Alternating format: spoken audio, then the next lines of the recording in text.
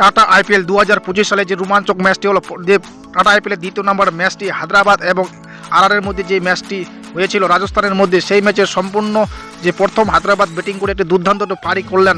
ওনারা 286 রানের পারি করলো 6 উইকেটে 20 ওভার খেলে। ওনাদের রেকর্ড 1 রানের জন্য ভাঙতে পারলো না। ওনারা 287 রান করেছিলেন প্রথম একটি ইনিংসে, কিন্তু 286 রান করছে এই ইনিংসে। একটা দুর্দান্ত পারি খেলেছেন।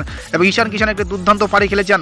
ঈশান কিষান একটি 100 রানের পারি, 106 রানের পারি খেলেছেন। 47 বলে 11টি ছক্কা, 4 এবং 6টি ছক্কা মেরেছেন। 225 স্ট্রাইক রেটে ঈশান কিষান খেলেছেন এবং বিসিসিআইকে দেখিয়ে দিয়েছেন যে ওনাকে 1 বছর ধরে ওনাকে ভারতীয় কোনো ক্রিকেট ম্যাচে জায়গা দেওয়া হয়নি, ওডিআই এবং টেস্ট এবং টি20 ম্যাচে। সেইখানে দেখিয়ে দিয়েছে ঋষভ পান্ত থেকে উনি অনেক উন্নত রয়েছে উইকেট কিপার হিসাবে এবং ব্যাটার হিসাবে। দেখিয়ে দিয়েছেন উনি 3 নম্বর এবং 2 নম্বর 1 নম্বর যে কোনো জায়গায় ব্যাটিং করার আনুক না কেন, উনি দুর্দান্ত ধুমাদার ব্যাটিং করতে পারে। এবং সেখানে দুর্দান্ত এসআরএজের টিমে আসার পরে প্রথম ম্যাচেই একটি দুর্দান্তভাবে 2025 সালে প্রথম ম্যাচেই একটি দুর্দান্ত একটা 100 করলেন। এবং হেনরি ক্লাসনের দুর্দান্ত একটা পারি খেলেছেন, তিনিও একটা 67 রানে পারি খেলেছেন। 31 বলে 9টি 4 মেরেছেন, তিনিও দুর্দান্তভাবে 216 স্ট্রাইক রেটে খেলেছেন। ঈশান কিষান সর্বাধিক রান করলেন এবং একটি দুর্দান্ত একটি ইতিহাস রেকর্ড করে দিলেন। এবং মুম্বাই ইন্ডিয়ান্সের মালিক ওনাকে ছাড়ার পরে ওনারা এখন পস্তানো ছাড়া কিছু আর থাকলো না ওদের। ঈশান কিষানকে ছাড়ে ওরা বড় একটি ভুল করেছেন।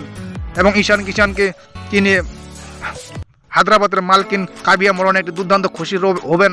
উনি 11 করোড় টাকা দিয়ে ওনাকে 11 করোড় 25 লক্ষ টাকা দিয়ে কিনার সুদে আসলে তিনি তুলে দিলেন। প্রথম ম্যাচে একটি 100 পারি করলেন ঈশান কিষান এবং 100 পারি করার পরে কাবিয়া মোরান দুর্দান্ত খুশি রয়েছেন।